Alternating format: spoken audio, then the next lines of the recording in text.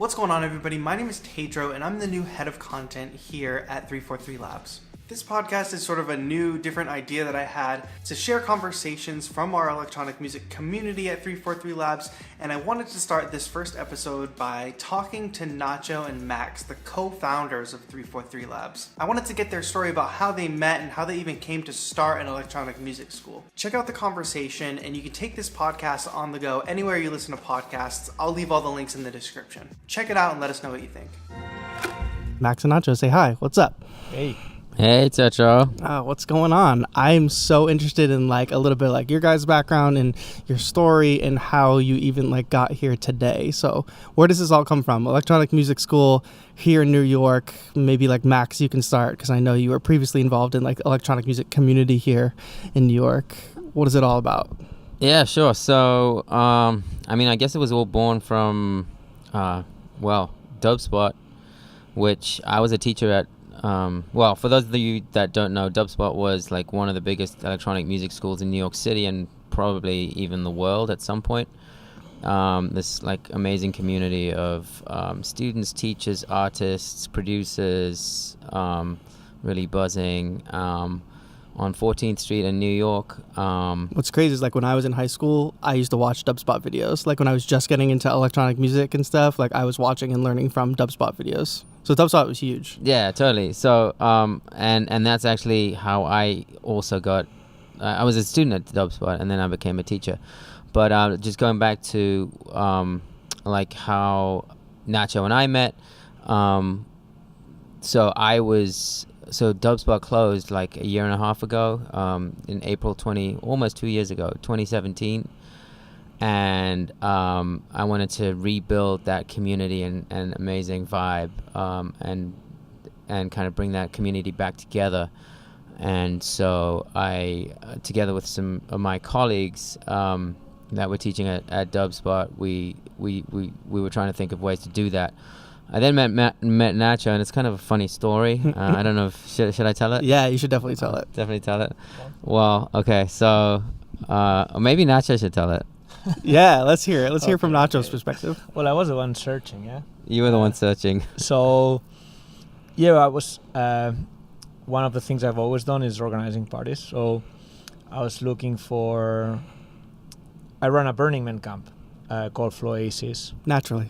Of course. Of course. Yeah, why not? So, I was looking for musicians to play while I was DJing. There, make it a special set, and we throw this amazing Tuesday party where we have all our friends come around, and it's bring all the community. And I was looking for someone to play, and then I bumped into this saxophone player. Interesting. On Facebook. Yeah, creepy guy. Looking for friends, and hey, I'm gonna go to Burning Man, I'm gonna break my saxophone. Who wouldn't, all right, let me just back up. So it was my first time at Burning Man, and I was I didn't know anyone. I didn't really have a camp that I knew, and I was what's the best way to meet people? And it's the whole gifting community. So I thought I'll gift my saxophone playing. So let me bring my sax. I bought this really cheap sax on eBay because I didn't want to bring my nice sax because I knew it was going to get sandblasted. Yeah. And then I posted on the Facebook burner page. I was does anyone want a saxophone to play along to anything? And I got 100 responses within a few hours. Saxophone players in high demand at Burning Man, yes. It seems. Yeah. And then one of them was Nacho. So the way we met is basically I told him, hey, we're gonna throw this amazing party, come to Floasis, and then one day just this guy walks into my camp or our camp and with a saxophone, and it's 1 hour before we start to play, and I'm hey, I'm Max, I'm looking for Nacho. So I come out, I just meet him, and now are you in a full Burning Man costume? Do you have goggles and a top hat or something crazy that? Yeah, I'm pretty sure Max had a net shirt. Oh, nice. Yeah. Well, that's just standard attire for a saxophone player. Exactly. So, I thought I had to dress it appropriately, Yeah, exactly. I didn't want to stand out. So, and then he just walks in, and we meet there, and then we play this amazing party where at one point I'm DJing, and in front of me is Max with the saxophone. To my right there's like this guy, my friend Caleb, playing the drums, and then to the left there's like someone with a synthesizer and like using Ableton in the middle of the desert, and I'm like, wow, this is amazing. That's magic. Yeah, so that's how we met, and then we became friends, and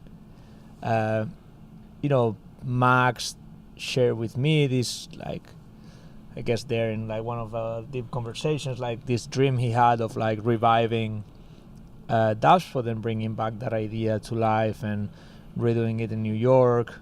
And I thought, wow, this is really cool. So we met back in New York. And you were already based in New York at the time? Yeah, I was. Yeah. As you can tell by my beautiful English accent, I'm not from here. I'm from Spain. I'm from Barcelona. But yeah, I was living here already, and then and I had DJ for DJ since I was 16. So I've always music is my passion. So when he shared like this project, and me being like always looking for like entrepreneur ideas, and I thought this was like a really cool idea. So that's how it all started. That's crazy. It all started at Burning Man. Yeah, That's right. That's amazing. Yeah, that's a really cool networking story. So like you guys get this amazing spot like on Canal Street in New York, and like what's the philosophy behind it? Like what's the idea? It's like a music school, right? So electronic music, but it seems like the vibe when you come in here is much more like being like an artist hub. Is that sort of like the philosophy? Sure. I mean, again, it goes back to the Dubspot story where, Dubspot also was more than just a school and was a community and was a vibe. And that's what we're trying to do here. So it's not just about learning software or learning music production or learning something in the classroom, but everything that happens outside of the classroom. So everything from the networking to the people that you meet, to the master classes, the events. We also host the Ableton user group that once a month we do shows with So Far Sounds where we put on concerts. We do a bi-monthly masterclass series. All our students get lifetime access to all our masterclasses. After they graduate, they can always come back. We've got a co-working music space where they can hang out and collaborate and work on music. So the idea really is that we also give them opportunities outside of Nacho is he's a DJ and has a lot of contacts in the music like DJ community. So we also try to position our students, give them career opportunities after they graduate. And I think when we were thinking about dreaming about how do we want 343 Labs to look, we were looking for spaces, and one of the things that we really wanted is we knew the school was the beginning and like the core of what we were gonna do it to start with, but we wanted a space where we could have like people hanging out and like talking about music, and like have a beautiful lobby where like people just like it's inviting for people to come here and talk about music and have our teachers do master classes. And then we found this amazing space that on top of that had this beautiful rooftop in the middle of Soho in New York, which is like so unique. And we thought about, wow, like this terrible weather goes away. It's March now, so we can do events up there, we can do concerts, we can have our students perform and and like work on their life. We can just like do gatherings. We can now we're saying like we're doing So Far Sounds, like concerts there. So it was just like there's the classroom, but there's so much around it. And we've talked about this idea with you that about the music accelerator, and this idea that we help people, they get their skills in the school, but then how complicated is the music industry? Right. How do we help them like release their music? How do we help them go out there and perform, collaborate with other people, even like licensing in the future? So we have like this vision for 343 Labs that it's a lot more than just the school. That the school and obviously like building the skills and like knowing how to make music and like having a process is amazing, but then there's so much more beyond that that that was like kind of our vision, and that's what we looked in the space, and I think we found it. So we're super excited to be here. And no one like really nails that. It seems like so many schools or places with a similar mission really focus on like technical skill and ability. Like, do you guys like feel the same way? Like, it feels like this is part school, but also just part community center for a specific niche audience, like in electronic and music production. Yeah, for sure. I mean, I think it's just, to us, it's a no-brainer. But, I mean, I can't speak about other schools. I think maybe of course, there are schools out there that, focus on just the classroom and just the technical. For us, it's, education goes beyond the classroom, and I think you learn just as much. Or you think it has to do with you guys being more art-centered rather than business-centered, or like education strictly centered? Like, you guys are like in it, like doing it, but you guys are so tied to the community. It's not like you guys are from the education space specifically or from the business space. Like, you guys came from the love of the art form. Right, yeah. I mean, I've been teaching for a long time. Nacho has been DJing for a long time. We're both, I guess. And you're a musician, too. And I'm a musician. I've been a musician all my life. So I guess I'm not really coming to it from the business side, although we're both running this business, so we have to think about the business, but that's not where we're coming from. And I think if you're kind of honest and true to your real intentions, then you can create something that is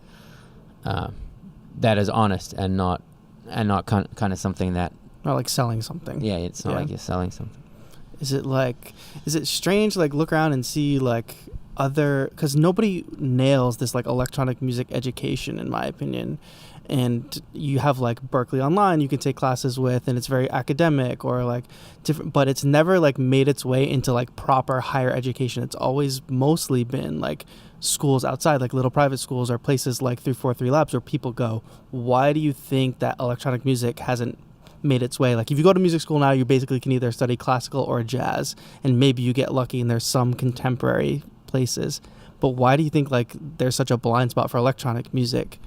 Well, I think there are schools and universities that offering and degree programs out there that are offering electronic music, but the thing is that if they're offering degrees, they often have to offer it as part of other core subjects. They can never go like fully 100% in. Yeah, that's really hard to do, and then the other thing is that the music technology is just changing so quickly that by the time an institution which moves much more slowly than someone like we can move in terms of catching up to technology and being on the cutting edge of technology, that's very hard to do as a big institution. And I think that's maybe one of the reasons why we're able to do what we do, and why I think it's important to also not grow too fast, too quickly, and try to, it's always a trade-off, right?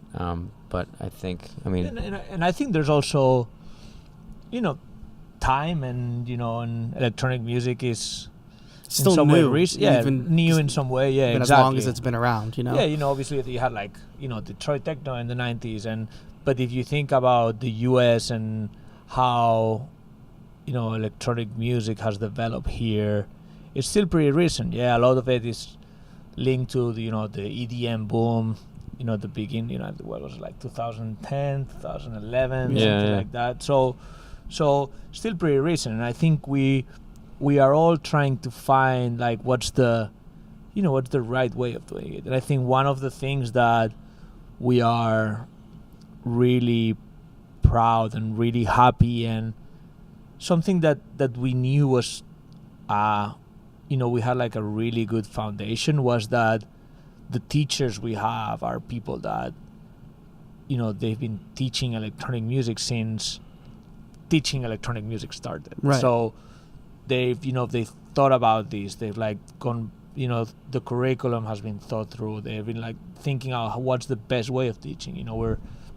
We're now redesigning our class, and how do we do the setup, and and we have teachers that are thinking, okay, oh, maybe I want to do it this way, or maybe so we think that we're really lucky that the pool of teachers we have are people that are really thinking about what's the best way of like teaching electronic music. So that's something that we're really proud of. I think like knowing who most of the teachers are, like they're being electronic musicians, I think there's something inherently about electronic music that you're in the mindset of you have to keep growing with it because it changes so rapidly and because the technology is evolving so rapidly. Like just part of your job as an electronic musician is keeping up and like staying on top of your craft, I guess. Would you say that, because you're a sax player, Max, would you say that's like different from that world? Because you do like both. Like saxophone like hasn't changed much. Am I like ignorant in saying that? Like no, that's true. I mean, look, classical music has been around for centuries, and I think, and then we go fast forward to when jazz was born, maybe at the end of the 19th, early 20th century, and when those art forms were born, there also wasn't much in the way of like formal training. But now, hundreds of years, it's taken that long for it to become formalized in an educational standard. And I think maybe in a couple decades or something like that, electronic music will become more formalized and more institutionalized. But now, compared to classical music, it's still kind of this like very malleable, fluid thing that we're still trying to figure out, which makes it so exciting to teach. Yeah. And I think there's also a component of, obviously this is an art, and there's a creative process, and it works differently for different people, right? So creating classes and tailoring it to like a group of people, it also we're trying to find that soft spot of like, okay, how much is like in each of you and your talent, and then how much is it like teaching. So we try, for example, one of the things we always say is like we are completely genre agnostic. If you're a hip hop producer, or you're like a house producer, or like a techno, or like new wave, whatever, this is like, you're welcome into our class, and the teachers are there to like help you with the skills, the techniques, and the process. But there's a lot of it that is just like facilitating your creativity and like how do you make music. So finding that sweet spot with like different people and how different people make music, that's why like it's also, that's what you try to find when you create the classes. Right? Yeah. How do you guys balance that, like, as a school? Like, how do you make sure that, like, sure, the doors are open to anybody, no matter if you're a hip-hop producer, techno, EDM, whatever. How do you guys balance that? Like, that must be an incredible challenge. Well, I think that's just one of the skills that any good teacher should have, and being able to separate technique from genre, and being able to teach, being knowledgeable of all genres and seeing the differences and seeing the similarities. But at the end of the day, music is music, and making music is making music, and it doesn't matter what genre you are making. So I like to think that all the instructors here are amazing musicians that know how to do that and can kind of teach each student the kind of music. Give them the tools they need to make the kind of music they want to make, but kind of be neutral on one side, but also be able to hone in on or give very advice that is very genre specific if the student needs it. Yeah.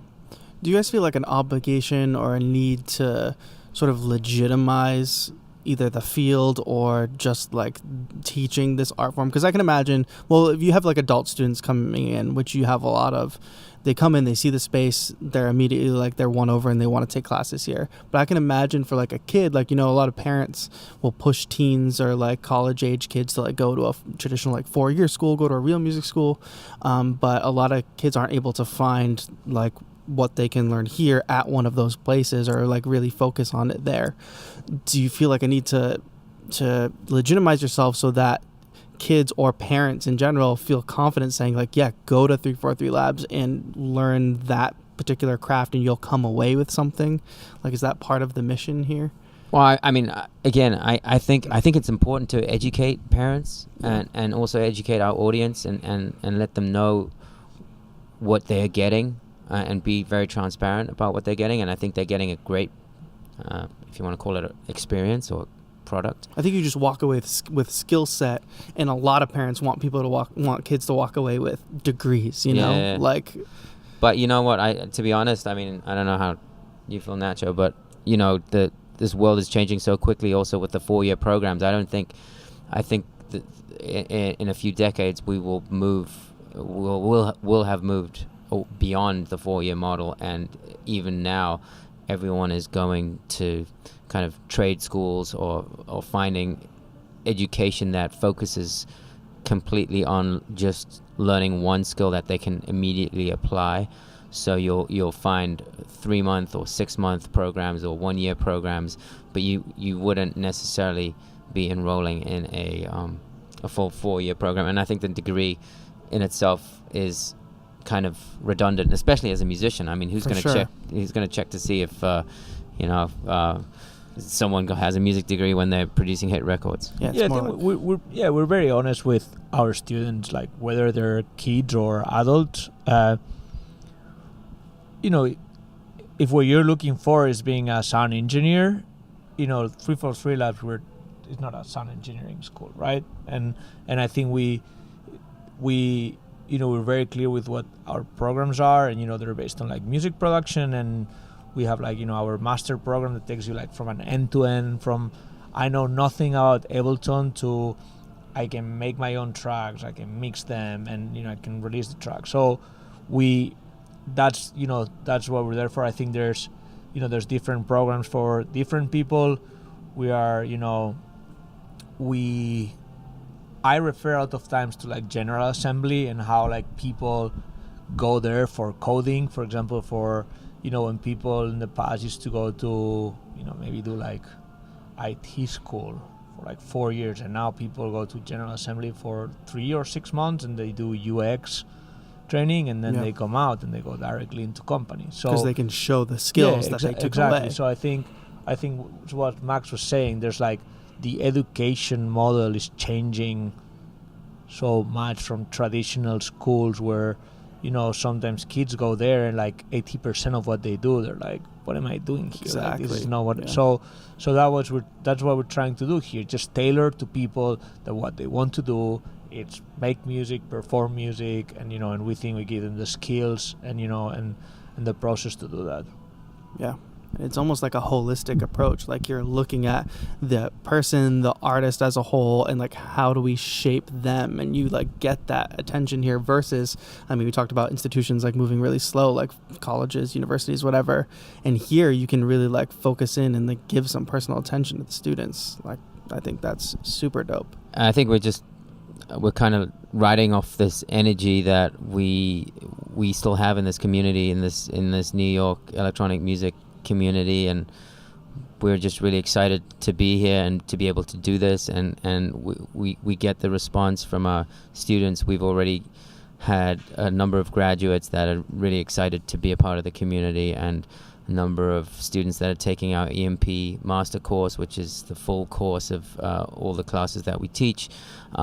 Everyone's been really positive, and I think that's what gives us back. It tells us that we're doing something right, and I think we just want to keep doing what we're doing and see where it takes us. I don't think we have we have a couple ideas of where this could go, but at the end of the day we're just like riding this wave and kind of enjoying it. I think there's like we're at this point that is really exciting, right? We have our we work really hard in all the like building the company and finding the space and the curriculum, and now we have our first students that are finishing their classes, right? And these are friends now that started with us almost, and you see them they send us their tracks, and you get a message saying like, hey, like mixing still to done, but like check this out. And you see someone that 10 weeks ago knew nothing, or like where, some of them were DJs, but they were like, they didn't even know what Ableton was. And now they're like sending you a track that you're like, wow, I've played, I played like last Friday a song from like one of our students, and that's like so cool to think that someone that came here that you met one day in a master class, and then he was like, yeah, I think I'm gonna do it. Took like the Ableton beginner, and now he's like putting his tracks out. And this feeling that they can get home, sit in in their table, open the laptop, and they know how to make music. And it'd be like, then there's obviously a process of like talent and how do you do things, but getting that skill, I think for someone that is into music is just amazing. So I think for us, for me, like facilitating that or like giving people that chance, it's just like, it's really rewarding. It's so super pumped for that. Yeah. I guess one other thing, or one thing we do have in mind for this school, besides being here in New York, is to expand to online, which we're already starting to do, but we want to really build that out. I think online is kind of the way of the future. Totally. And we want to kind of expand this energy out and bring it out to the rest of the world. I know that Dubspot, I witnessed it firsthand that, Dubspot had this incredible way of pulling in students from all over the world.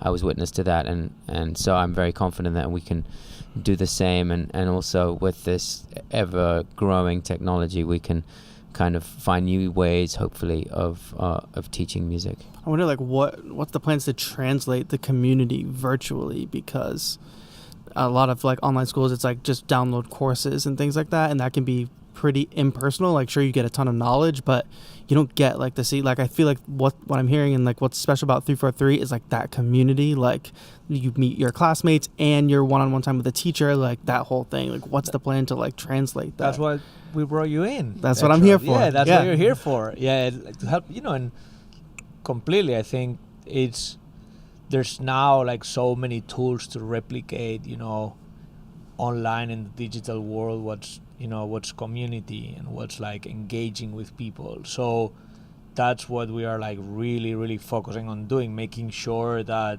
someone that comes to one of our online classes that then has the chance to connect with the people, with the other students, with the teacher, that our master classes are streamed, and we record them for people that are like in other other countries with different time zones. So that's what we're really, really paying attention to, build that everything that is around the class, and that it's not just like someone goes online and like it's with the teacher and then goes away. We want to have that community online, and that's why Tetra is here, to help us with doing that. Totally. And then the other thing is we really want to kind of capitalize and emphasize the quality of our teachers, and put a big emphasis on real-time teaching, live teaching by our teachers online as well. So any pre-recorded video content is going to be heavily subsidized with real-time teaching with our teaching staff. And I think that's something that we feel we have. That's one of our biggest assets is the kind of the quality of our teachers, and that's something that our students can really benefit from, the mentorship of our teachers, and like being able to access that is something that I don't think many places can offer. Totally. Well, guys, thanks so much. This is awesome. It's awesome. Thank you so much. Thank you. Yeah. And everyone, come stop by, check 343 Labs, come to our space here if you're in New York, 243 Canal Street, 6th floor. So come say hi, you check our website. We'd love to see you all here. All right. Thanks so much. Thank you. 343 Labs is an electronic music school and community in downtown Manhattan. We offer courses for all levels of learning electronic music production, with course topics including Ableton Live, Logic, synthesis for music producers, songwriting and music theory, and more. To learn more about 343 Labs, head to 343labs.com. Make sure you subscribe to this channel for more tutorials with our instructors, master classes, and content from our electronic music community.